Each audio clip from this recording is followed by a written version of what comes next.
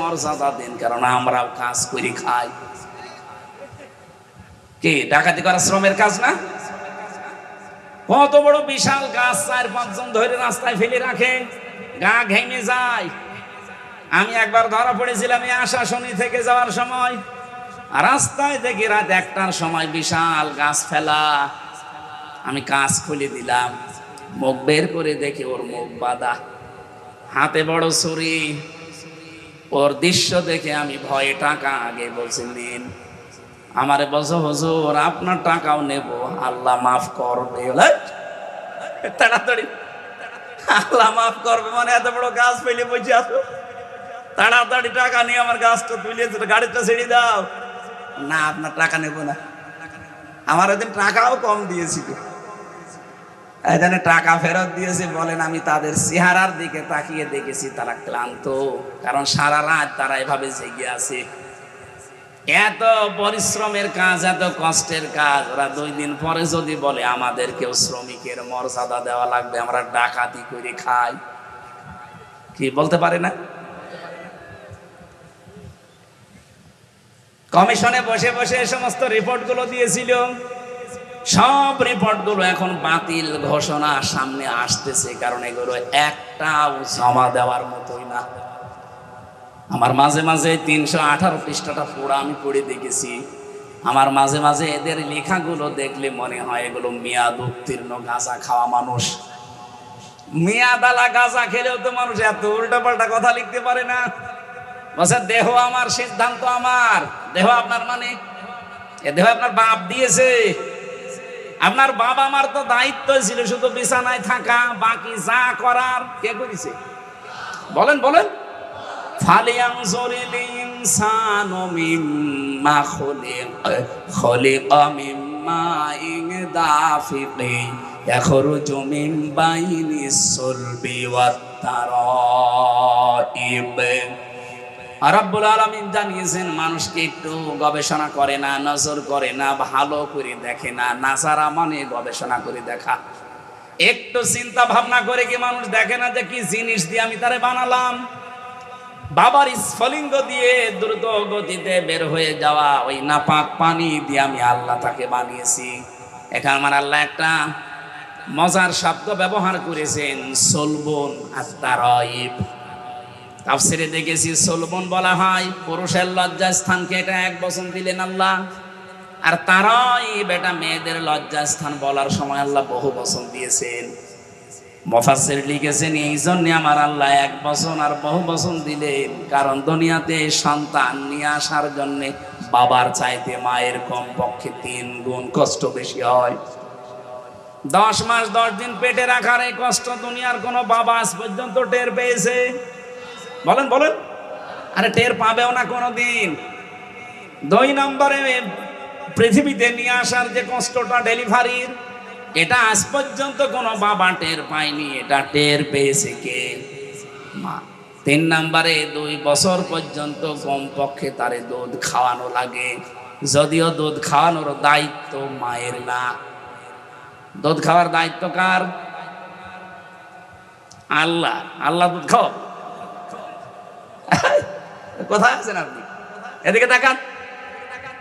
এখানে আমি আলেমদেরকে এবার বলছি কিভাবে কোরআন পড়েন আমি জানি না, এটা পরিচিত আয়াত, কিন্তু সূরা বাকারা 233 নম্বর আয়াতটা আমরা পড়ে দলিল দেই। ওয়াল ওয়ালিদাতু ইউরদিউনা আওলাদাহুন্না হাওলাইনি কামিলাইনি লিমান আরাদা আইয়ুতিম্মার রাদা। যেহেতু লিমান আরাদা আইয়ুতিম্মার রাদা এটা মুযাক্কার শব্দ, আমি আল্লাহ আদেশ দিয়েছি সন্তানকে 2 বছর দুধ খাওয়ানো লাগবে, এই দায়িত্বটা বাবার। মুযাক্কার দিয়েছেন, এটা পুরুষবাচক শব্দ, নারীবাচক শব্দ আল্লাহ দেননি। মুআন্নাস আল্লাহ না দিয়ে মুযাক্কার দিলেন। আল্লাহ পাক নারী শব্দ না দিয়ে পুরুষবাচক শব্দ দিয়েছেন এই জন্যে, কারণ দুধ খাওয়ানোর দায়িত্ব পৃথিবীতে কোনো মায়ের না, এ দায়িত্বটা আল্লাহ দিয়েছে বাবাকে।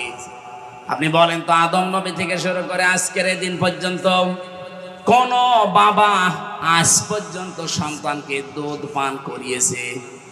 বলেন বলেন। তাহলে এই আয়াতটা আপনি কিভাবে ব্যাখ্যা করবেন করেন তো?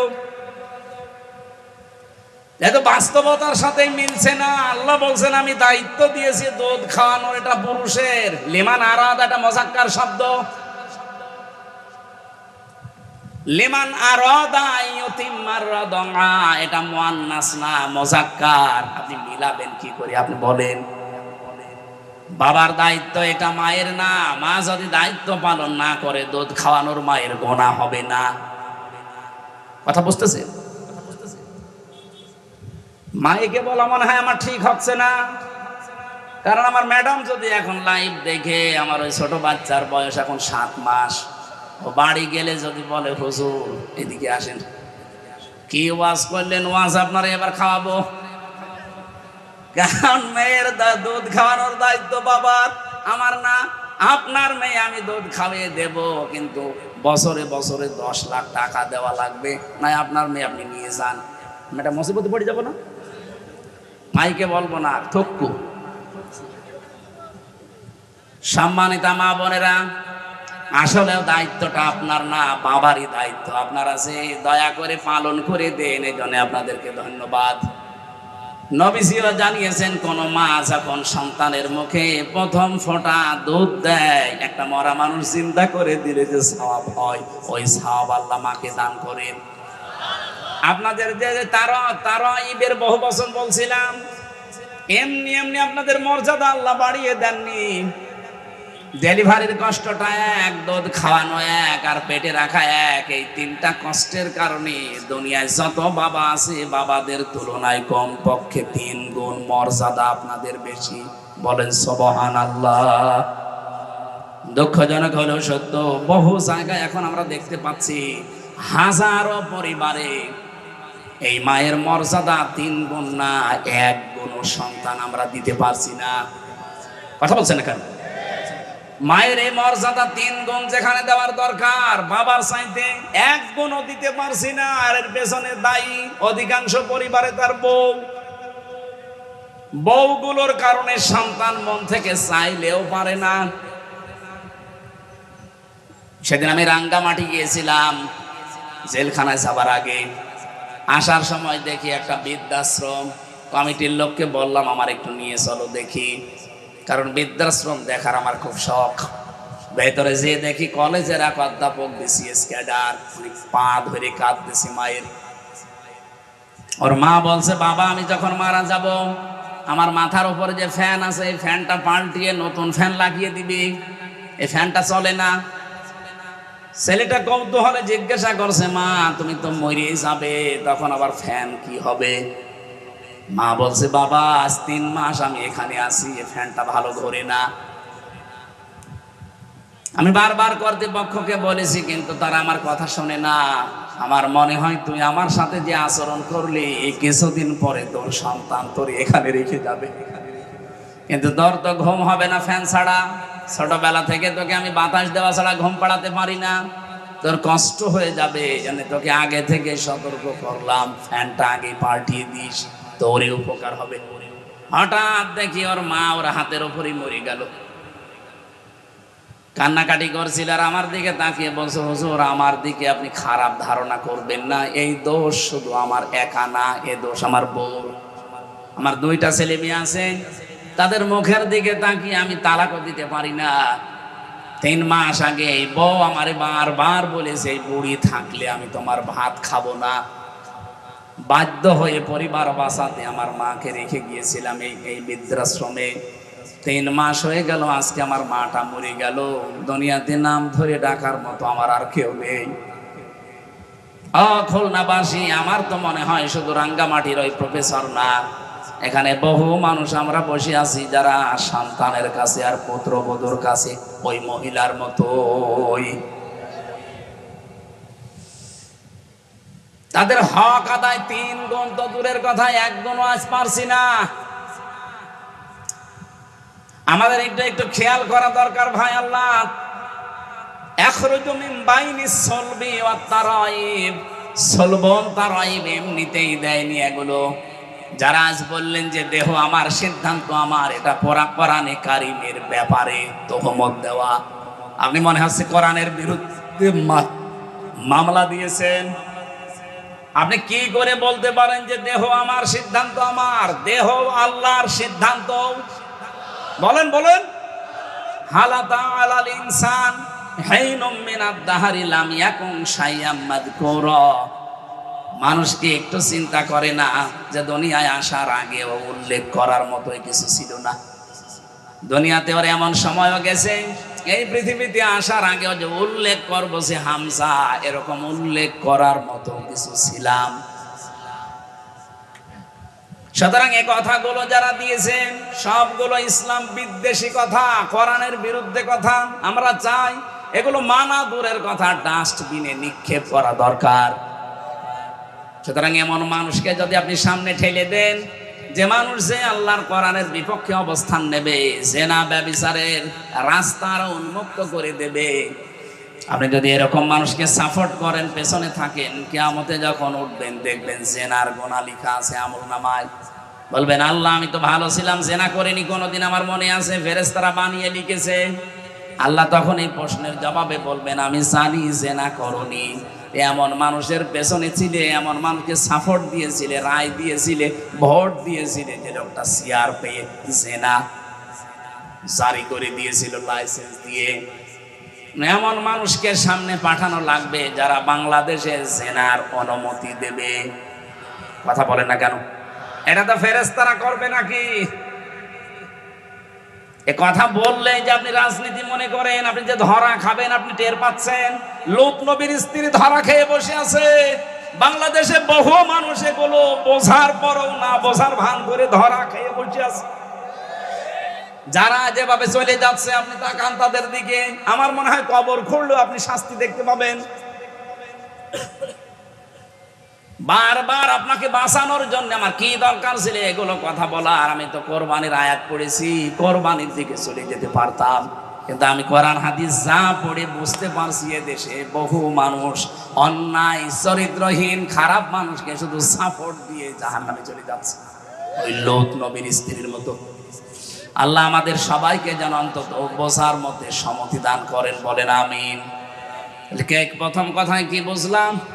এই দুনিয়াতে যদি কেউ কোরআনের পেছনে সময় এবং সম্পদ ব্যয় করে, কিয়ামতের দিন তার জবাব আল্লাহর কাছে দেওয়া লাগবে। বলেন বলেন। আপনি সে জন্মের পর থেকে কিন্তু এটা শুনছেন যে জবাব জবাব, বোঝেন এটা কি?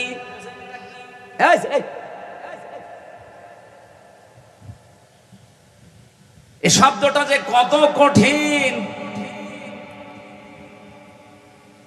কোরআনে কারিমে আল্লাহ পাক বলেন ইয়া আইয়ুহাল ইনসানু ইন্নাকা কাদিহুন ইলা রাব্বিকা কাদহান ফামুলাকি ফাআম্মা মান উতিয়া কিতাবাহু বিয়ামিনি ফাসাউফা ইউহাসাবু হিসাবান ইয়াসীরা। আমি জায়গা মতো আসবো, একটা কথা শুধু শিক্ষা দেওয়ার জন্য এই শব্দের ভেতরে আছে। এই জন্যে আল্লাহ রাব্বুল আলামিন যেই মানুষটার হিসাব ইয়াসীরা সহজ করে দেবেন, নবী যেই শব্দের ব্যাখ্যা করতে গিয়ে জানিয়েছেন সহজ হিসাব কি বোঝো তোমরা? সাহাবীরা বললেন আল্লাহ রাসূল ভালো জানে। তিনি বললেন সহজ হিসাব হচ্ছে ওইটা, আল্লাহ যদি কাকে মাফ করতে চায় আস্তে করে তাকে পর্দার আড়ালে ডেকে নিয়ে ঘিরে ফেলবে কুদরতের চাদর দিয়ে, আস্তে করে ঘিরে নেবে ময়দান থেকে আলাদা করে। যদি আল্লাহ কাউকে হিসাব ইয়াসীরা দান করতে চায়, যে তোর হিসাবটা আমি সহজ করে দেব, আস্তে করে ঘিরে ফেলবে ফেরেশতাদেরকে দিয়ে। মনে করেন আসাদ ভাইকে ঘিরে ফেলেছে, চারিদিকে ঘিরে আমার আল্লাহ নিজে তাকে সামনে দাঁড় করিয়ে বলবে আসাদ এই কাজগুলো করেছিলি। সবগুলো ভিডিও ফুটেজ আকারে একটা একটা করে যখন তাকে দেখাবে, দেখে ওর মনটা কান্নায় ভেঙে পড়বে। কারণ আমি জানি এখন আর গোপন করে কোনো লাভ নেই। মাথা নিচু করে বলবে আল্লাহ আমার কিচ্ছু করার নেই, আমারে মাফ করে দেন। রব্বুল আলামিন বলেন এই যে অসহায়ত্ব, এই কান্না জড়িত কণ্ঠ, ওর মুখের দিকে কাকতি মিনতির দিকে তাকিয়ে শেষ পর্যন্ত আল্লাহ বলবেন যা করে মাফ করে দিলাম, কাউকে বলবি না, জান্নাতে চলে যা। এইটার নাম হিসাবাই আছে।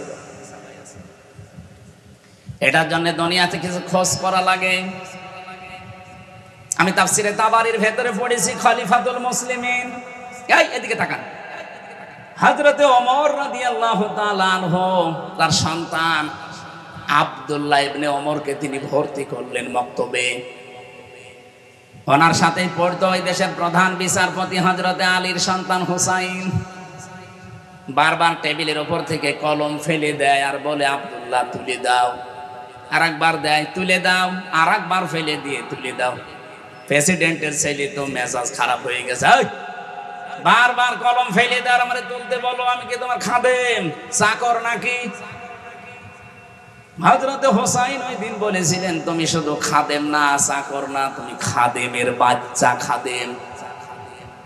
একটা মেম্বারের ছেলেকে যদি কেউ অপমানসূচক কথা বলেন, ওরই দাপট দেখে কে?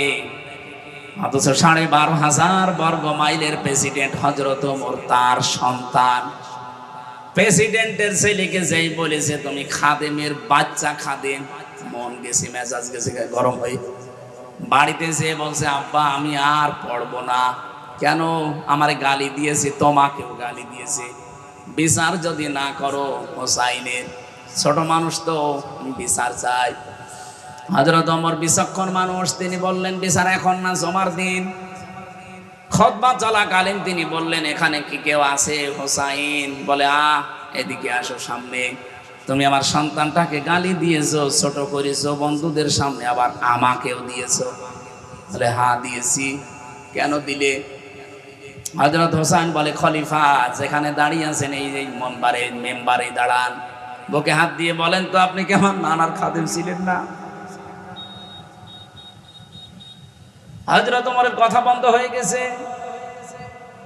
বলে, তাই তো, আমি তো তোমার নানার খাদেম ছিলাম, কিন্তু এটা তো সার্টিফিকেট লাগবে, তুমি লিখে দিতে পারবা এই কথাটা? কাগজ নিয়ে আসেন। খেজুরের পাতা নিয়ে এসেছে, উনি লিখে দিলেন, ওমর আমার নানার খাদেম ছিল, আমি দেখেছি। এতে হোসাইন ইবনে আলী সই করে দিলাম। যান। কাগজটা হাতে নিয়ে হযরত ওমর চুমা খেলেন, ডাক দিয়ে বলে, নবীর সাহাবীরা, বিচার হয়ে গেছে। ছোট মানুষ তো আব্দুল্লাহ বোঝে না, বলে, আব্বা তুমি তো হোসাইনকে কিছু বললে না, বিচার কি করে হয়ে গেল? হযরত ওমর বলে, সন্তান যে বিচার করেছি দুনিয়া না, উভয় জগতে কাজে লাগবে। আমি যখন মারা যাব, কাগজটা আমার কাফনের ভেতরে দিয়ে দিও। কিয়ামতে আল্লাহ পাক যখন তার সামনে আমারে দাঁড় করাবে, জীবনের কিছু যদি আল্লাহর ভালো না লাগে, এই কাগজটা দেখাবো, ডাক দিয়ে বলবো, রব্বুল আলামিন কাগজটার দিকে একটু তাকাও, একটু দেখো, তোমার নবীর নাতি লিখে দিয়েছে আমি নাকি নবীর খাদেম ছিলাম। এই ওসিলাই হলেও তুমি আজকে আমারে মাফ করে দাও। এর নাম হিসাব।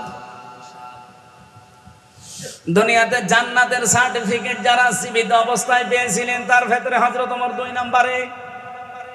নবীজি বলেন, কেউ যদি আকাশের তারকা গণনা করে হয়তো একদিন শেষ করে ফেলবে, কিন্তু ওমর মুসলমান হওয়ার পর থেকে যত নেকির কাজ আঞ্জাম দিয়েছে, কেউ যদি ওমরের নেকি গণনা করে কোনোদিন শেষ হবে না।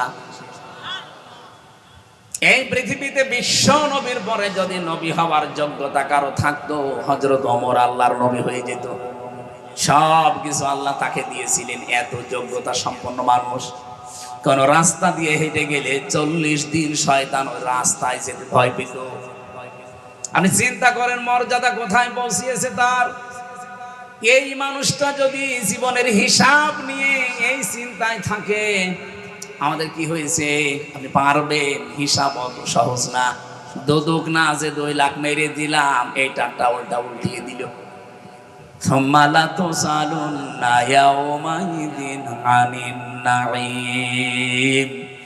আল্লাহ প্রতিটি নিয়ামতের পুঙ্খানুপুঙ্খানু জিজ্ঞাসা করবেন।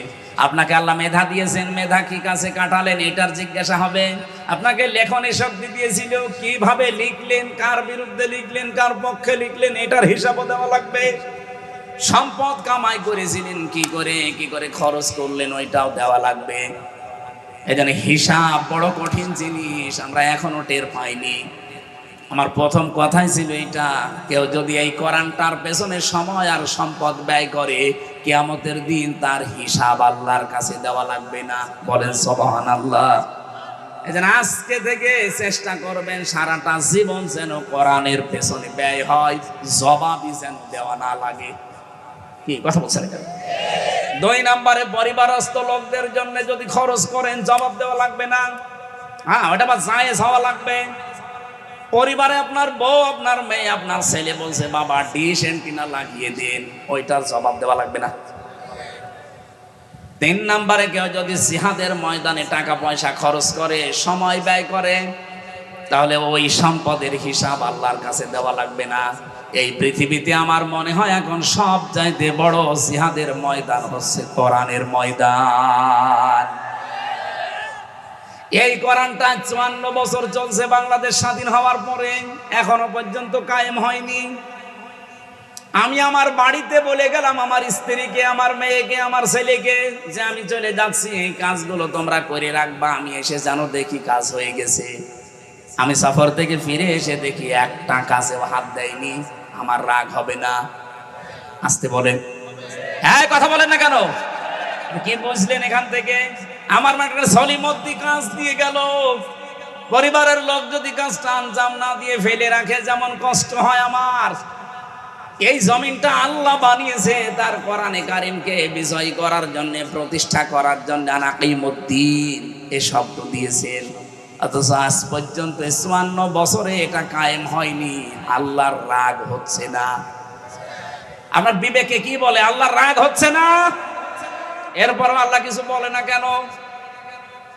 ওনারা কিন্তু সত্যিই বলছে, আমার যেমন রাগ হয়েছিল পরিবারে ফিরে যেয়ে যাই, একটা কাজও করো নাই, ফেলে রেখেছো।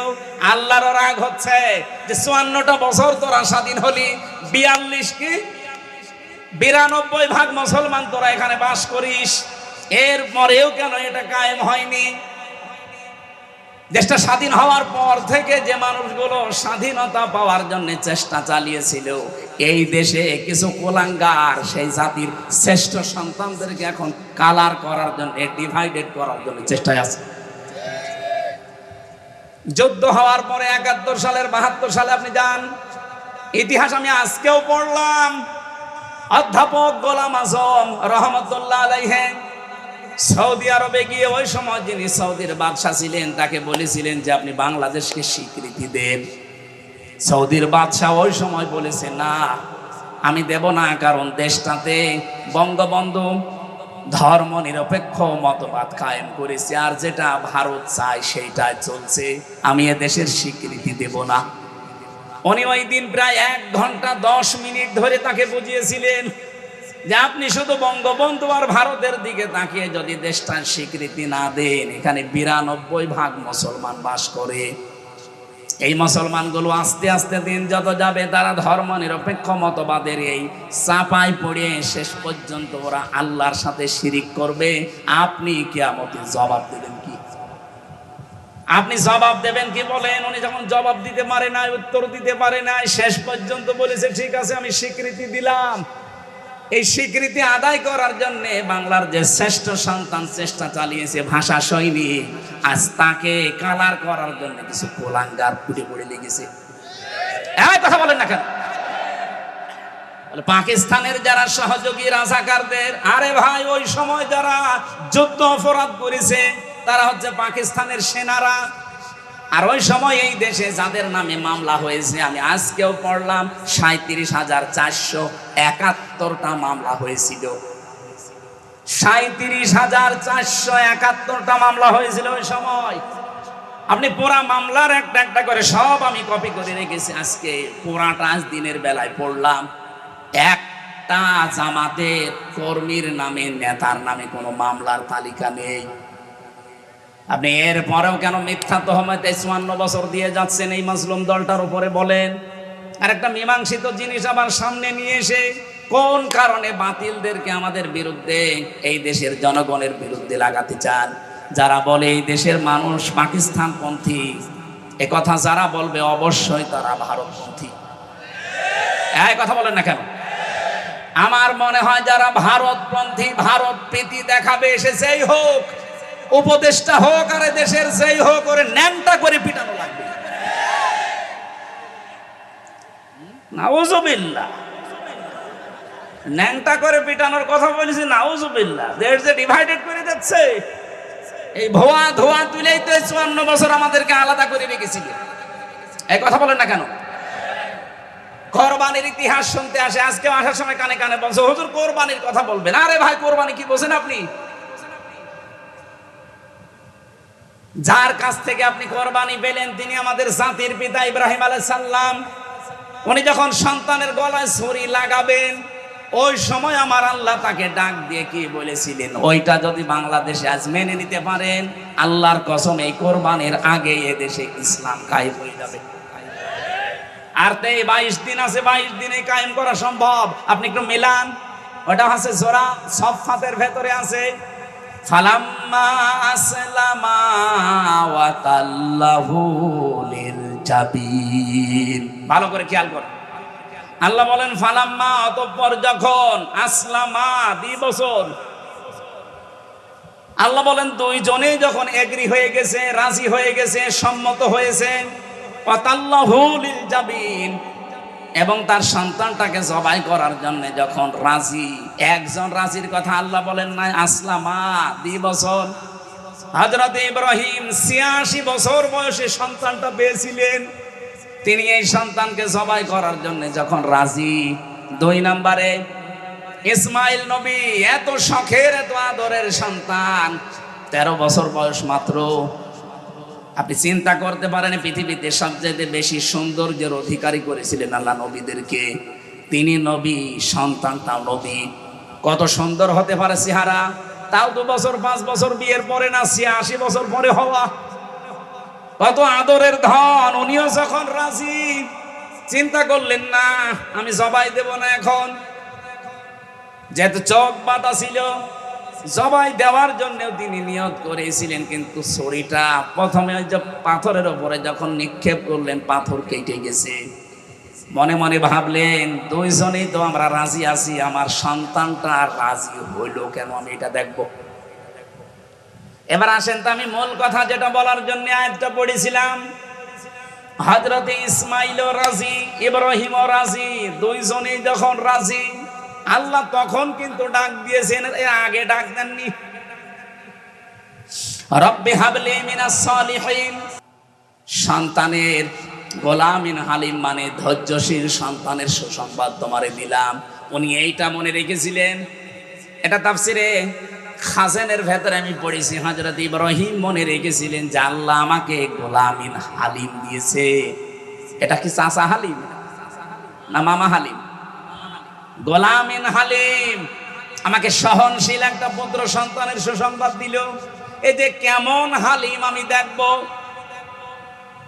এই জন্য নাকি যখন আল্লাহ স্বপ্ন দেখিয়েছিলেন যে প্রিয় বস্তু কোরবানি করো, তিনি উট উট উট চালাচ্ছিলেন, কোরবানি কবুল হয়নি।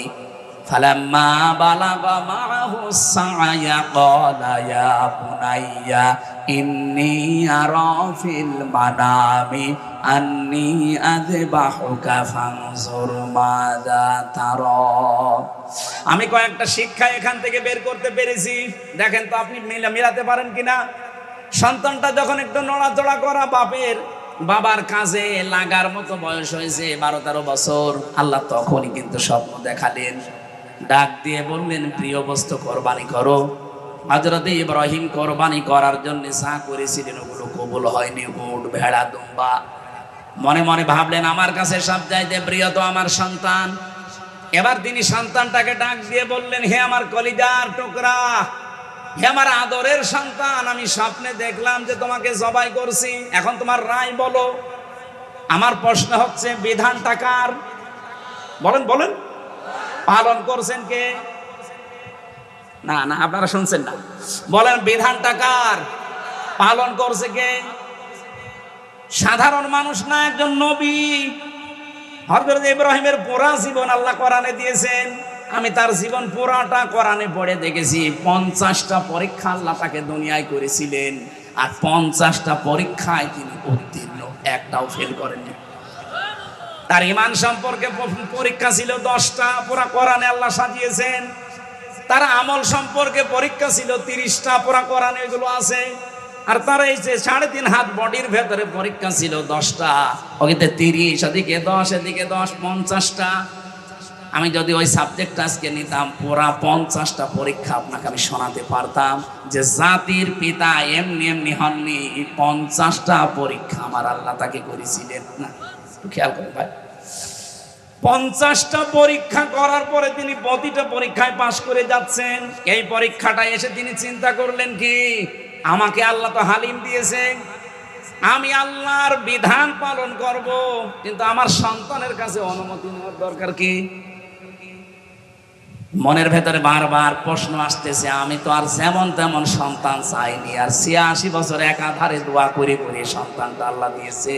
কেমন হালিম, কেমন ধৈর্যশীল, আমি এইটা আজকে দেখতে চাই। তিনি এই জন্য অনুমতি নিয়েছিলেন। তাছাড়া বিধান আল্লাহর পালন করবে একজন নবী, ওই ছোট মানুষের কাছে অনুমতি নেওয়ার দরকার পড়ে না। অনুমতি নেওয়ার জন্য তিনি জিজ্ঞাসা করলেন যে আমি কেমন হালিম আল্লাহর কাছ থেকে পেয়েছি, আজকে আমি পরীক্ষা করব। পরীক্ষায় সন্তানটাও পাশ করে গেছে। ইয়া আবাতি ফাআল মা তুমারু সাতাজিদুনি ইনশাআল্লাহু মিনাস সাবিরিন। সন্তান ডাক দিয়েছে, আমার সম্মানিত পিতা, যা স্বপ্নে দেখেছেন আপনি আদিষ্ট হয়েছেন, পালন করেন, আপনি আমাকে ধৈর্যশীলদের মধ্যে পাবেন। হযরত ইব্রাহিম ভাবছিলেন যে আমার সন্তান মনে হয় নিজেকে একটু অহংকার বোধ করবে, এই জন্যে এখানে সবের বলতে পারতেন, সাবিরিন বলার পরে ইব্রাহিম আলাইহিস সালাম তিনি খুশি হয়ে গেছেন, না, আমার এই সন্তান যেমন তেমন আল্লাহ দেয়নি, এ হালিম যা দিয়েছে আসলে এটা হালিম। তিনি নিজেকে অহংকার মুক্ত করার জন্য সবের বলেন নাই, বলেছেন সাবিরিন। আমার মতো বহু ধৈর্যশীল দুনিয়ায় আছে, এর আগে বহু ধৈর্যশীল ভাবে আল্লাহর রাস্তায় জীবন দিয়েছে, আমিও দিলাম, তাদের ভেতরে আমি একজন, আমার ভেতরে কোনো অহংকার নেই। হযরতে ইসমাইলকে তিনি শুইয়ে দিলেন। আমার আল্লাহ আসলামার ব্যাখ্যা দেওয়ার জন্য আমি কিন্তু এ পর্যন্ত বারবার নিয়ে আসতে চাচ্ছি আপনাদের। দুইজনেই যখন এগ্রি হয়ে গেল, রাজি হয়ে গেল, তখন আমার আল্লাহর বিধান তাদের জন্য পালন করা সহজ হয়েছে। আজ বাংলাদেশে মনে করেন যারা আমরা টুপি মাথায় দেয় শুধু, ওখান থেকে আপনি কি পেলেন? যদি ইব্রাহিম নবী বলতেন আমি 50টা পরীক্ষায় জীবনে কোনোদিন ফেল করিনি, আজকেও করব না, আমি জবাই দেবই। ইসমাইল যদি বলতেন না আমি জবাই হব না, আমি দৌড় দিলাম, জবাই হতো। বলেন বলেন, আল্লাহর বিধান পালন করা সম্ভব হতো? হতো না। ইসমাইল নবী যদি বলতেন যে আমি তো সাবিরিনদের ভেতরে একজন, ঠিক আছে আমি গলা দিয়ে দিলাম, যা ভালো লাগে করেন। ইসমাইল নবী যদি বলতেন না, ইব্রাহিম যদি বলতেন আমি এত আদরের সন্তান জবাই করব না, আল্লাহর বিধান পালন হতো? জবাব দেন, বলেন কি বুঝলেন এখান থেকে? দুইজনেরই রাজি হওয়া লাগবে। বাংলাদেশে আগামীতে 300 জন মানুষ দায়িত্বে যাবে, এরা যদি ইব্রাহিম নবীর ভূমিকায় আসতে পারে, 18 কোটি মানুষ আমরা যদি ইসমাইল নবীর ভূমিকায় আসতে পারি, আল্লাহর বিধান এই দেশে কায়েম করা সহজ। কথা বোঝা যায়নি? এটাই কোরবানির শিক্ষা। এটা তো নিতে পারবেন না, ঠিক আছে?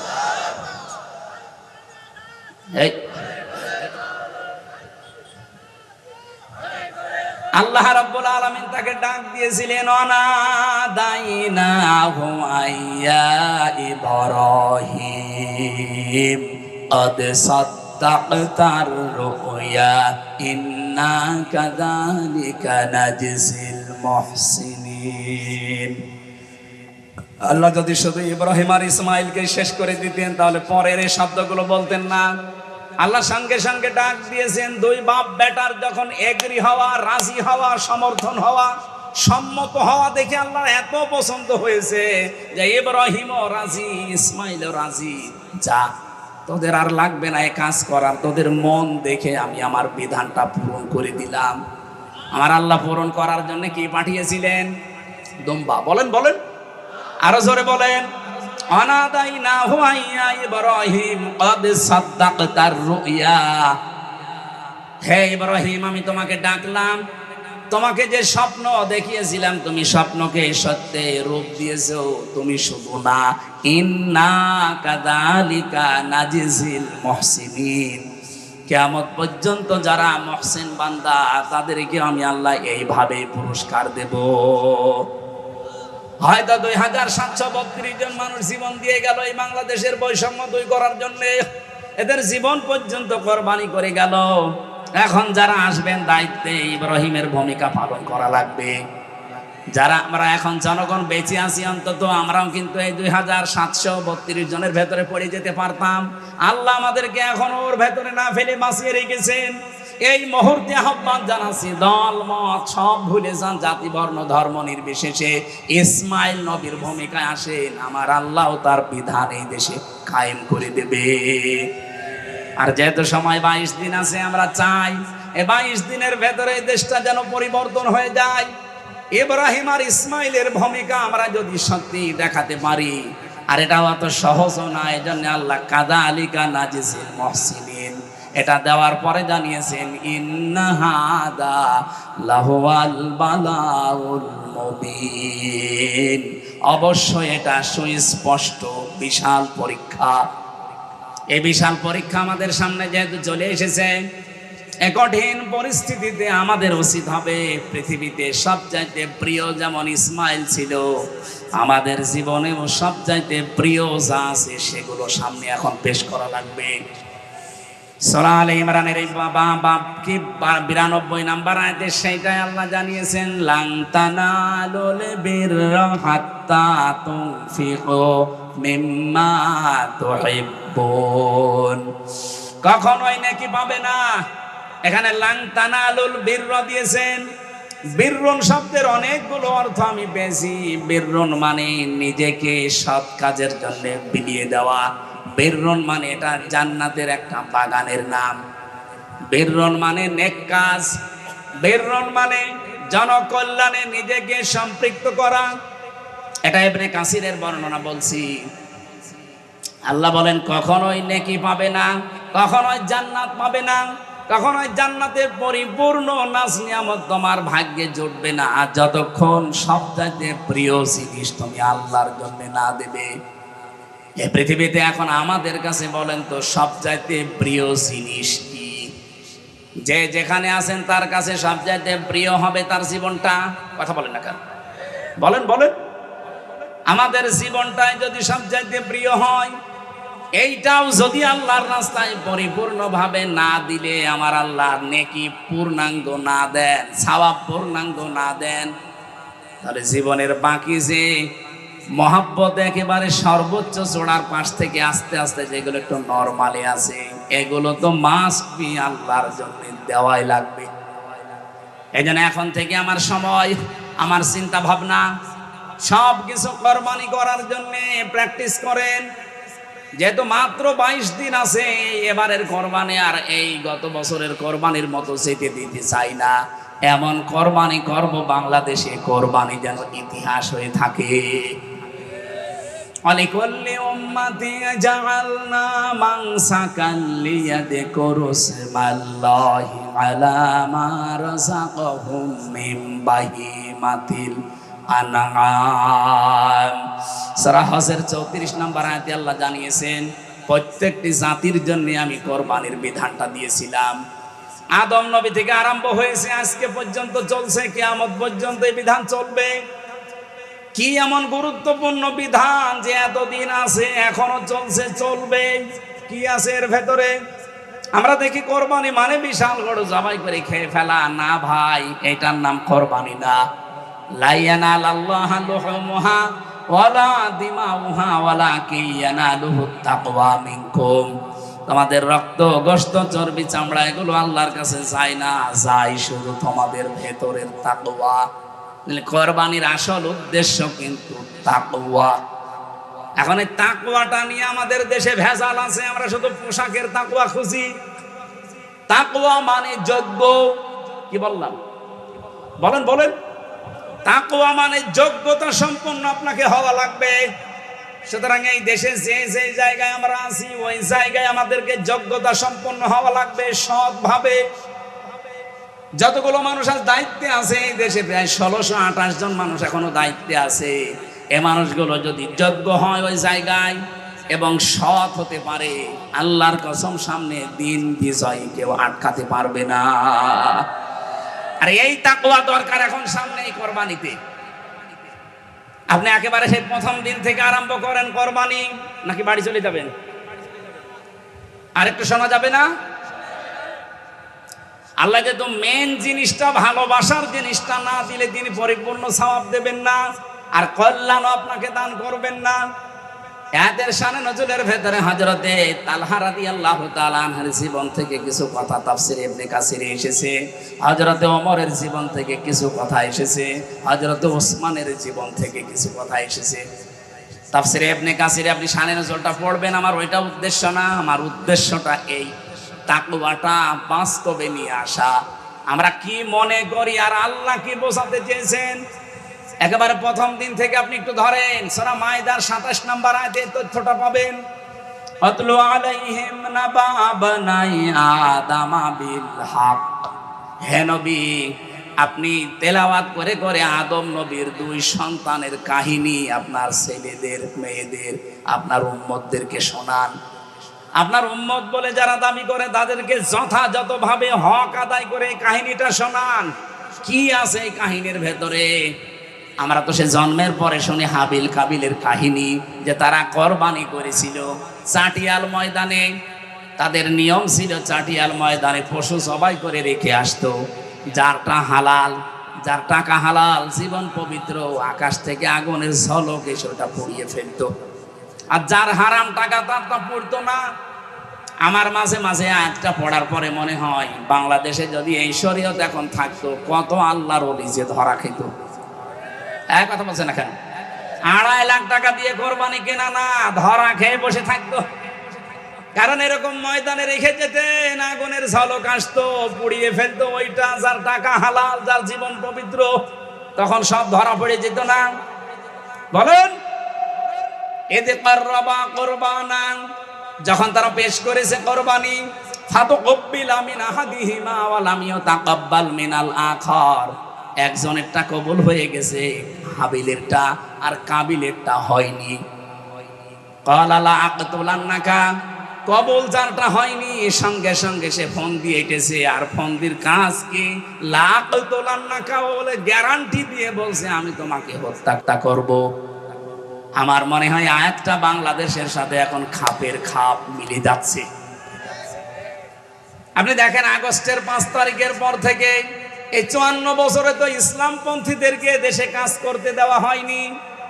আগস্টের 5 তারিখে একটু পরিবেশ পেয়ে আমরা যারা আজ নিজেদের চরিত্র, নিজেদের অ্যাক্টিভিটিস, নিজেদের কাজকর্ম জানান দিতে পারি, মানুষের সাথে মিশতে পারি, সময় দিতে পারি, কাজে লাগাতে পারি, এই 9 মাস 5 দিনের ব্যবধানে যে অবস্থা দাঁড়িয়েছে এই দেশে, আপনি একটু খেয়াল করে দেখেন। এই দেশে এখন কমপক্ষে শুধু বাংলাদেশের সরকারি জরিপ 8 কোটি 75 লাখ মানুষ এখন মনে প্রাণে চাচ্ছে এদেশে ইসলাম কায়েম হোক। তাও অন্যান্য ইসলামী দল সব বাদ দিলাম, শুধুমাত্র একামতে দিন যারা করে, আমি বাংলায় বলছি জামাত ইসলামী, 8 কোটি 75 লাখ। আমি আজকের রিপোর্ট পেয়েছি, এটা ইন্টারনেটে। এই দেশের সরকারি জরিপে এরা চাচ্ছে 8 কোটি 75 লাখ, মানে 9 কোটি মানুষ এখন চাচ্ছে দেশে ইসলাম কায়েম হোক। ইসলাম কায়েম হোক, সবাই তো এটা চায় না। তারা একামতে দিন যারা করে তারা চায়। তার মানে এই দেশে এখন একামতে দিনের নেতা কর্মী সদস্য শুভাকাঙ্ক্ষী 9 কোটি প্রায়। এখানে অনেকেই মনে করছে না আমাদের আর হবে না, এই জন্য এখন পেছনে পেছনে উল্টা পাল্টা বাঁশ দেওয়ার জন্য লিখেছে ওই যে 47, 52, 71। কেন? এগুলো যদি চেতনা হয় তো 24 কি চেতনা না? ওগুলোতে মানুষ মারা গেছে, 24-এ মানুষ মারা যায়নি। শুধু ওই 71, ওই 47, ওই 52-র কথা তুলে আনেন কোন কারণে? আপনি 24-এর কথা তুলে আনতে পারেন না। কি দেখিয়েছেন 9.5 মাসে আপনি অ্যাক্টিভিটিস, আপনার চরিত্র দিয়ে, আপনার কাজকর্ম দিয়ে কি দেখালেন জাতিকে বলেন? আপনার দিকে মানুষ ঝুঁকতে চায় না, যেতে চায় না, কারণ আপনারটা কবুল হওয়ার মতো যোগ্যতা হয়নি। ওই দিন হাবিল বলেছিল কলা ইন্নামা, এখানে যারা গ্রামার বসে জিজ্ঞাসা করেন ইন্নার পরে যদি মা যুক্ত হয় তাহলে বাংলা অর্থ দাঁড়ায় কেবলমাত্র, শুধুমাত্র, একমাত্র, মূলত, হবেই হবে, এইটাই, এরকম 27টা 29টা অর্থ আছে। ইন্নার পরে মা দিয়ে হাবিল গ্যারান্টি দিয়েছেন কলা ইন্নামা, ভাই আপনি আমাকে মেরে ফেলতে চান, আপনারটা কবুল হয়নি, আপনাকে মানুষ ভালোবাসে না, আপনার কাছে যেতে চায় না, এজন্য আপনি আমাকেই মেরে ফেলেন। কিন্তু এই পৃথিবীতে শুধুমাত্র মুত্তাকি যারা, ইয়াতাকাব্বালুল্লাহু মিনাল মুত্তাকিন, দুনিয়ায় যারা মুত্তাকি হবে তাদেরটাই শুধু আল্লাহ কবুল করছে এবং করবে। এজন্য ইয়াতাকাব্বালু, এটা মোসারে, বর্তমান ভবিষ্যৎ, প্রেজেন্ট ফিউচার। ও বাংলার মুসলমানেরা যত ষড়যন্ত্র করেন বিভিন্ন দাদাদের পরামর্শ নিয়ে, আমরা জানি এখন কত মানুষ কত জায়গা থেকে ফাঁদে পড়েছে, তাদের চরিত্রের ফাঁদে পড়েছে, বিভিন্ন সংস্থার ফাঁদে পড়েছে, বিভিন্ন দাদার ফাঁদে পড়েছে। এর আগে যারা ফাঁদে পড়েছিল তারা এখন মরেছে, আপনিও মরবেন। আপনি যদি মোকাবেলা করতে চান চরিত্র দিয়ে করেন, কাজ দিয়ে করেন। এই কথা বলেন না কেন? যাদের নামে উল্টা পাল্টা দোষ দেন, আরে ভাই আমি কোরআন সামনে নিয়ে বলছি, একটা দোষ দেখান তো যে তারা বিড়ি খায়, তারা সিগারেট খায়, তারা জেনা করে, তারা মদ খায়, তারা মানুষের কাছে চাঁদাবাজি করে, টাকা পয়সা মেরে খেয়েছে, বোনের সম্পদ দেয়নি। একটা দেখাতে পারলে আমি আজকে থেকে কথা বলা বন্ধ করে দেবো, দেখান। আর যারা ওই কথা বলে তাদের চরিত্রের দিকে আপনি তাকান, কুকুরও তো নিচে নামে না। হাবিল এমনি বলে না যে ভাই আপনি আমাকে মেরে ফেলতে পারেন, কিন্তু আল্লাহ কবুল করে থাকে শুধু মুত্তাকিদের ইবাদত, বন্দেগী, কাজ কারবার, অ্যাক্টিভিটিস। এখন মুত্তাকি কি? ওই যে বাংলা বললাম যে যোগ্যতা অর্জন করা লাগবে। ফাত্তাবিউস সিরাতাল আযম, মুসলিম শরীফের হাদিস। নবীজি বলেন তুমি যখন দেখবে যেই দলের দ্বারা তাড়াতাড়ি ইসলাম কায়েম করা সম্ভব, তোমরা চোখ কান বুঝে ওই দলকে সাপোর্ট করবা, পেছনে থাকবা। এই হাদিস এখন আমি বানালাম। বলেন ফাত্তাবিউস সিরাতাল আযম, অনুসরণ করো তাদেরকে, তাদের পেছনে থাকো যাদের দ্বারা সম্ভাব্য দ্রুত ইসলাম কায়েম হওয়া সম্ভব। বাংলাদেশে 73টার উপরে দল আছে। আপনি নিজের মন থেকে বলেন এই দেশে দ্রুত একেবারে মসজিদ থেকে সংসদ পর্যন্ত সেক্টরে সেক্টরে চালাতে পারে এই দেশের কোন দল, আপনি সেটাকে সাপোর্ট করবেন। যোগ্যতা সম্পন্ন হওয়া লাগবে মসজিদ থেকে একেবারে সংসদ পর্যন্ত, প্রত্যেকটি সেক্টরে যারা আছে এরকম সৎ থেকে জীবনযাপন করছে এই 54 বছরে এবং সামনেও করতে পারবে। আদেশ দিয়ে গেলাম এবং অনুরোধ করে গেলাম আপনি এই কোরবানিটা এবার করেন, নাই তো কাবিলের মতো আপনি যতই হাব ভাব দেখান না কেন মেরে ফেলতে পারবেন কিন্তু কবুল হবে না। হাবিল ওই দিন বলেছিল লাইন বাসাত্তা ইলাইয়া এদাকালি তাকতুলানি মা নাবি বাসিতি ইয়াদি ইলাইকা আকতুলাক লি আকতুলাক ইন্নী আখাফুল্লাহ রাব্বাল আলামিন। আপনি যদি হাত প্রসারিত করেন, আজ কত মানুষ বিভিন্ন জায়গা থেকে হাত প্রসারিত করতে আসে ইসলামের দিকে। ও বাংলার মুসলমানেরা খুব চিন্তা ভাবনা করে বলছি, অনেক কিছু ভেবে চিনতে বলছি, আপনি কিন্তু আবার মার খাবেন। 15.5 বছর না, এবার 32 বছর মার খাওয়া লাগবে। এই জন্য সব বাদ দিয়ে দেন, কার আকীদা ভালো কার আকীদা খারাপ ওগুলো বাদ দেন। অন্তত মুসলিম যারা এক হয়ে যান। কথা বলছে না কেন?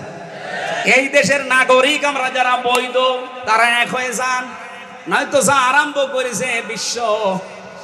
আপনি কি মনে করছেন শুধু আমাদের প্রতিবেশীরাই হারামি? না, আরো হারামি আছে। সব হারামি এখন এক হয়ে যাচ্ছে। আমাদের উচিত হবে এই মুহূর্তে এই দেশের যারা বৈধ নাগরিক সব আমার মনে হয় এক হয়ে যাওয়া দরকার। তাহলে 54 বছরে ওটা যেটা করতে পারেনি সামনে কিন্তু করে ফেলবে। আমরা এখন সাবধান হব, যে যা করছে মুখ বন্ধ রাখবো। লাইম বাসাত্তা ইলাইয়া এদাকালি আকতুলাক, যদি আপনি হাত প্রসারিত করেন আমাকে মেরে ফেলার জন্য, কত কিছু প্রসারিত করছেন করেন, আমরা চুপ করে আসি। আমরা চাই আগামীতে কোরআনকে তার জায়গা মতো পৌঁছিয়ে দিয়ে একবারে মুখ খুলবো। একবারে মুখ খোলা যাবে না। ইন্নী আখাফুল্লাহ রাব্বাল আলামিন, অবশ্যই আমি ভয় করি কাকে? ভয় মানেই তো আমরা বুঝি না তাকওয়া মানে। এই একটা ব্যাখ্যা বললাম তাকওয়ার যোগ্য। সুতরাং এই মসজিদ থেকে সংসদ পর্যন্ত যারা যোগ্য আপনি তাদের পেছনে থাকবেন, এদেরটাই কবুল হওয়ার সম্ভাবনা সবচাইতে বেশি। 2 নম্বরে তাকওয়ার ব্যাখ্যা হচ্ছে নিষিদ্ধ কাজ আল্লাহর যেটা যেটা আছে শুধু ছেড়ে দেবেন না, ওটা ঘৃণা করে ছেড়ে দেবেন, এর নাম তাকওয়া। আল্লাহর নিষিদ্ধ কাজ এই দেশে আছে না? এই কথা বলে না কেন? এই যে মোবাইল, কম্পিউটার, ল্যাপটপ, টেলিভিশনে যারা এমন এমন জিনিস দেখেন যেটা অন্য দেখলে আপনার লজ্জা লাগে, নিজে নিজে দেখলে ভালো লাগে, আরাম লাগে, আনন্দ লাগে, এটা পাপ। এরকম কোন দৃশ্য যদি সামনে চলে আসে আজকে থেকে তওবা করেন যে না আমি ওই রকম কিছু আর দেখবো না, ঘৃণা করে ছেড়ে দেবেন। দেখবেন একটা অনির্বচন সুখ, আলাদা একটা শান্তি আল্লাহ আপনাকে দান করবে। পরকীয়া প্রেম যারা করেন না, এই এলাকায় সব নেই, এই মুহূর্তে নিজেকে কন্ট্রোল করেন ভাই। মেয়েলি বিষয় এটা কিন্তু শয়তানের মারাত্মক একটা জাল। ইন্না কায়দা কুন্না আযীম। আল্লাহ মেয়েদের চক্রান্তকে বলেছে এটা ভয়ঙ্কর, আর শয়তানের চক্রান্তকে বলেছে ইন্না কায়দা শাইতানি কানা দাঈফা। দুর্বল না দাঈফ, একেবারেই দুর্বল শয়তানের চক্রান্ত। এজন্য মেয়ে লোকের ফাঁদে যদি কেউ পড়ে যান, মোবাইলে হোক, কম্পিউটারে হোক, বিভিন্ন কায়দায়, ফেসবুকে, ইমোতে, মেসেঞ্জারে, এক্ষুনি থেমে যান। আপনি টের পাচ্ছেন না? ওই যে বিভিন্ন সাংবাদিক মাঝে মাঝে রেকর্ড করে রাখে, দেখেন না, ছেড়ে দেয়। টাকলা মোরাদের মাত্র 6 মিনিট 32 সেকেন্ড ফাঁস হয়ে সব হারিয়েছে। আর আমাদেরও যদি ফাঁস হয়ে যায় না, সব হারিয়ে ফেলবে। এজন্য অনেকেই এখন চুপ করে আছে, কারণ এদের অনেক কিছু রেকর্ড হয়ে আছে। কিন্তু আমাদের তার রেকর্ড নেই, আপনি কি ফাঁস করবেন? চরিত্র যাদের ঠিক আছে এদের তো কিছু রেকর্ড নেই, যাদের চরিত্র শেষ তাদের তো রেকর্ড আছে। এই জন্য চরিত্রকে ঢেকে রাখার জন্য এখন এই হাবিলের মতো মানুষ যারা তাদের বিরুদ্ধে অপপ্রচার আরম্ভ করেছে, তাদের উপরে তীর নিক্ষেপ করা আরম্ভ। যে মানুষগুলো এই দেশে মনে করেন যে আমি নামাজ পড়ি, রোজা রাখি, আমার বউ পর্দা করে, আমার তো বাকিগুলো ঠিকই আছে, তারপরও এসব দলদারি করা লাগবে, কোরআন প্রতিষ্ঠার জন্য এই ঝামেলার পথ আবার যাওয়ার দরকার কি?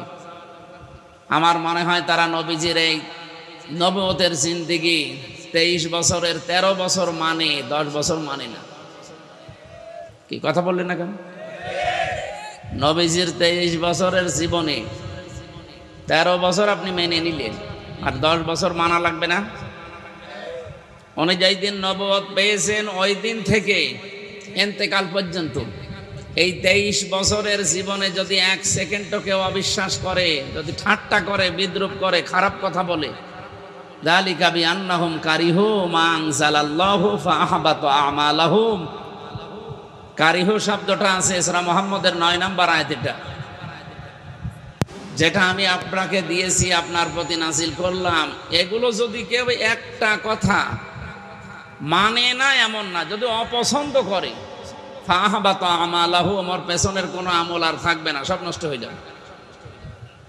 এদেশে বহু মানুষ আমরা দেখি বুঝে না বুঝে এরকম অনেক কথা বলে ফেলে।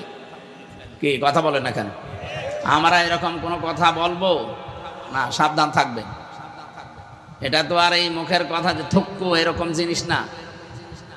এই জন্য সাবধান হওয়া লাগবে। আল্লাহর কোন বিধান যেগুলো এই 23 বছরে নাজিল হয়েছিল, আপনি বলেন উনি এর আগেও 23 বছর চেষ্টা চালিয়েছিলেন, 17 থেকে 40 কত হয়? বলেন বলেন 23। উনি 17 বছর থেকে হিলফুল ফজল গঠন করার মাধ্যমে 40 বছর একাধারে এই 17-23 বছর চেষ্টা চালালেন। শান্তি তো কাঙ্ক্ষিত মানের আনতে পারেননি, কিছুই হয়নি।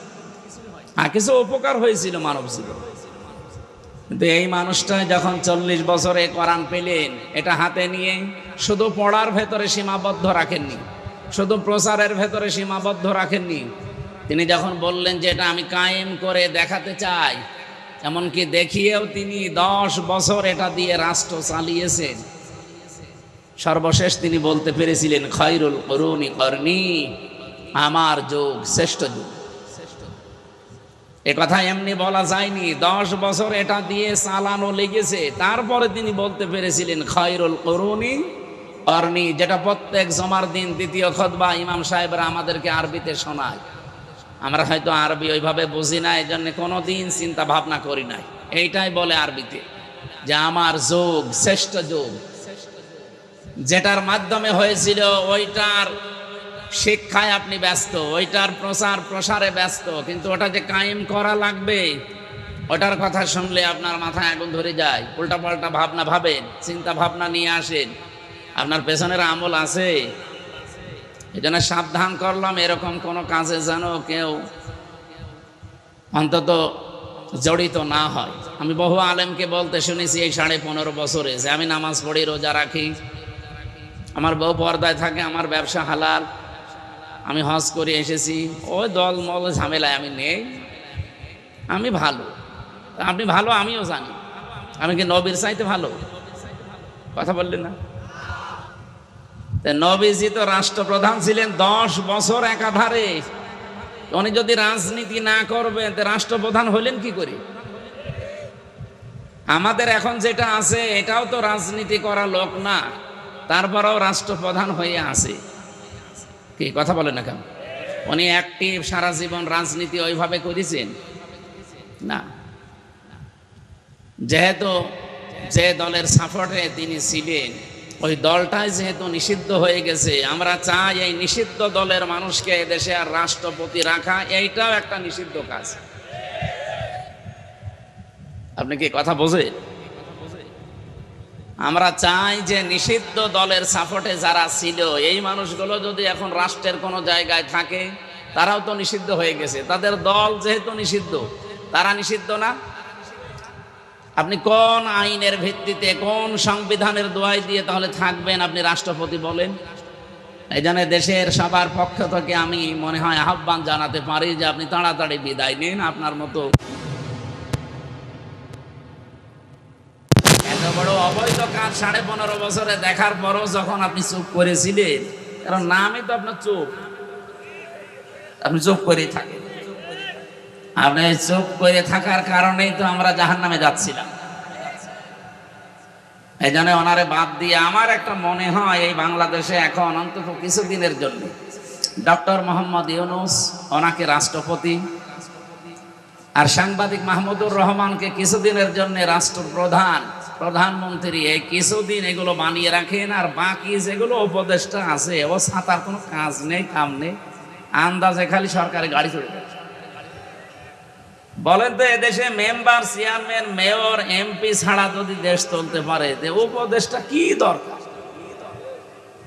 ও শুধু ডক্টর মোহাম্মদ ইউনূসকে দায়িত্ব দিয়ে দেন, সাংবাদিক মাহমুদুর রহমানকে কিছুদিন দিন, দেখেন একেবারে দেশ টাইট হয়ে যাবে। আজকেই লিখেছে পত্রিকায়, আপনারা দেখেছেন, বাংলাদেশে আওয়ামী লীগ নিষিদ্ধ হওয়ার কারণে সবচাইতে বেশি উদ্বেগ প্রকাশ করেছে ভারত। আরে ভাই, আপনার অসুবিধা কি? আপনার কি সেই নেশা এখনো কাটে নাই? এতদিন যে নেশায় ছিলেন ও নেশায় কি এখনো আছেন? এই যে একটা মলম সাংবাদিক কি যেন হকার ময়ূখ মাঝে মাঝে লাফিয়ে লাফিয়ে বলতো না যে আমরা এই যে চট্টগ্রামের এই 3 জেলা আমরা প্রায় নিয়ে নেব, কারণ ফেনী থেকে চট্টগ্রামের মাঝে একটা চিকন রাস্তা, তো এটা ব্লক করে দিয়ে ওইটা আমরা নিয়ে নেব। আরে ভাই, আপনি কি যৌতুক নেবে? আর মেয়ে তো পালিয়ে গেছে, ও মেয়ের বিয়েই তো মানি না। পালানো মেয়ের আবার যৌতুক কিসে? পালানো মেয়ের যৌতুক হয়? মেনে নেব তারপরে তো। আর আমরা তো মানবো না, কারণ যার সাথে গেছে ওর সাথে তো বিয়ে দেওয়া যায়জ নেই যতদিন মুসলমানই দেওয়া না হচ্ছে। আর দাদার এখন যে বয়স, এমনি পাকিস্তানের সাথে নাকানি জবানি খেয়ে ওর সব কিছু গুটিয়ে গেছে। এখন এই বয়সে যদি আপনি মুসলমানই দিতে চান, এই বুড়ো হাসাম পাবেন কোথায়? বুড়ো হাসাম দিয়ে এখন যদি মুসলমানে দিতে চান, আমার মনে হয় অনেক হাসাম আছে, দেখা যাচ্ছে ওই আঁকা কাটতেছে, গোড়া কেটে ফেলেছে। জীবনের মতো শখ মিটে যাবে দাদা। এমনি ভারতের সংসদে এখন দাদার জীবন শেষ করে ফেললো বিরোধী দলীয়, তারা এখন বলছে কিত কিত কিত কিত কিত কিত। কি করলেন আপনি? দেশটা ডুবিয়ে মারলেন। আমার মনে হয় এই লোকটার যদি লজ্জা থাকতো, ও হার্ট স্ট্রোক করে মরেছে। এ তো লজ্জা নেই, তো গরুর মদ খাওয়া জাতি। হিন্দু ভাইদেরকে আমরা সম্মান করি, কিন্তু উগ্রপন্থী যারা তাদেরকে ঘৃণা করি আমি। হিন্দু যারা আছেন তাদেরকে আসেন, কারণ এই কোরআন শরীফ আপনাদের ধর্মের মতো শুধু ঠাকুর আর পুরোহিত পড়বে তা না, এটা হাদা বায়ানুল লিন্নাস, মানুষ যারা তাদের জন্য। কিন্তু ওদেরকে আমরা মানুষ মনে করি না, যারা উগ্র, যারা সন্ত্রাসী। কতগুলো মুসলমানের বাড়ি ঘর আপনি ভেঙে দিলেন ধোয়া ধোয়া তুলে, এমনকি আল্লাহর ঘরে পর্যন্ত আপনারা হাত দিয়েছেন। এ পৃথিবীর ইতিহাস পাল্টিয়ে ফেলেছে এই উগ্রপন্থী এই হিন্দুরা। এই জন্য তামাম দুনিয়া তাদেরকে ঘৃণা করে। সৌদি আরবের কাছে কল দিয়েছিল মোদি যে যুদ্ধটা থামান, সৌদি বলছে না আমরা পারবো না। আমেরিকার কাছে গেছি, আমার মনে হয় আমেরিকা যদি বলতে পারবো না, ও এমনিতেই পাগল হয়েছে। তো যে হচ্ছে কি, 3 দিনে যেভাবে ক্ষতি হয়ে গেছে ওদের, এখন দাঁড়াতে 50 বছর লাগবে।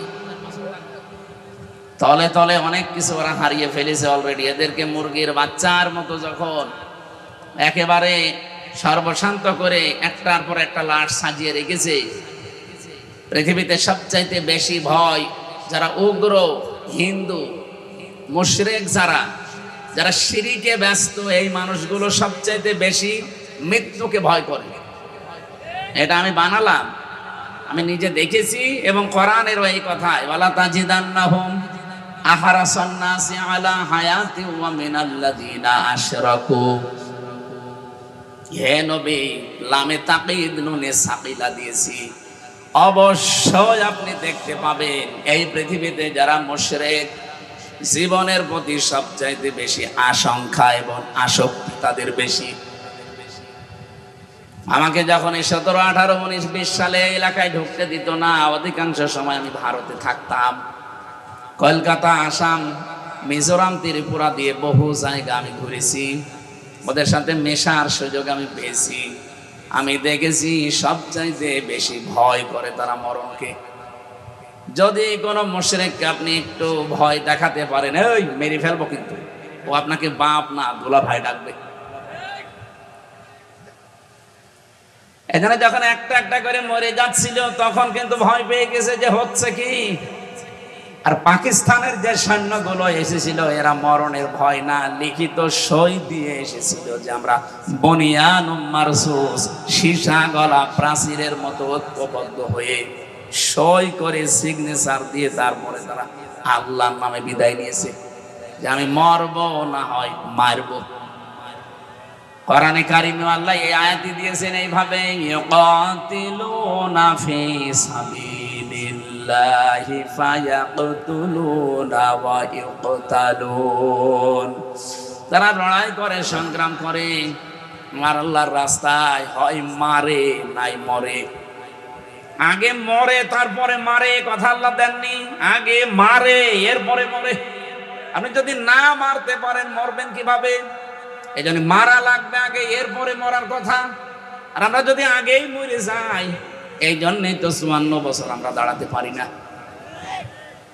এখন একটা উদ্যোগ অলরেডি নিয়েছে, যেটা একটা আশার আলো দেখতে পাচ্ছি। বিশ্বনবী নিজে, তার বাড়িটা ছিল খেড়ের ছাউনি। আপনি দেখেছেন, ইতিহাস পড়েন, সিরাত ইবনে হিশাম, নবীজির বাড়ি ঘর ছিল খেজুর পাতার পাটি দিয়ে, কিন্তু বাড়ির সামনে সব সময় 24 ঘন্টা 9টা ঘোড়া বাঁধা থাকতো। এই ঘোড়াগুলো খেলা করার জন্য বেঁধে রেখেছিলেন।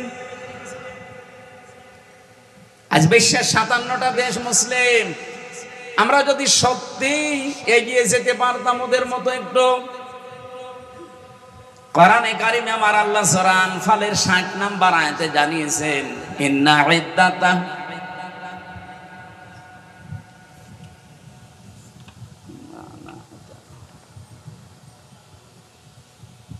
আনফাল না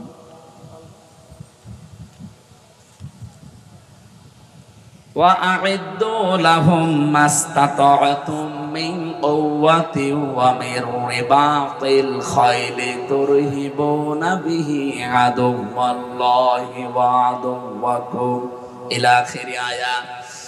আল্লাহ পাক বলেন, প্রস্তুতি নাও, প্রস্তুত রাখো। ঘোড়ার কথা এখানে আছে, ওই জামানায় যেহেতু যুদ্ধ ঘোড়া দিয়ে হতো, এই জন্য আল্লাহ খয়েল দিয়েছেন। তাফসিরে খয়েলের ব্যাখ্যা শুধু ঘোড়া, এখন আপনি আধুনিক তাফসিরে পাবেন না। ঘোড়া মানে এখন, খয়েল মানে এখন অ্যাটম বোম, খয়েল মানে এখন কম্পিউটার, খয়েল মানে এখন এই যে আধুনিক যে সমস্ত অস্ত্র শস্ত্র বের হচ্ছে এইগুলো। হে নবী, ওরা ইসলাম ধ্বংস করার জন্য যেগুলো ব্যবহার করছে, আপনি উল্টিয়ে ওইটা ইসলামের পক্ষে কাজে লাগান। পাকিস্তান যতটুকু শক্তি উপার্জন করেছে, ইরান যতটুকু করেছে, তুরস্ক যতটুকু করেছে, বিশ্বের 57টা মুসলমান দেশ যদি এইভাবে এগিয়ে যেত, এই 54 বছরে আমাদের প্রতিবেশী নামে কলঙ্ক এরা আমাদেরকে দাবিয়ে রাখতে পারতো না। এই জন্য আমাদের উচিত 18 কোটি মানুষ, আমার মনে হয় এখন দরকার হয় 3 বেলার জায়গায় 2 বেলা খাওয়া দরকার।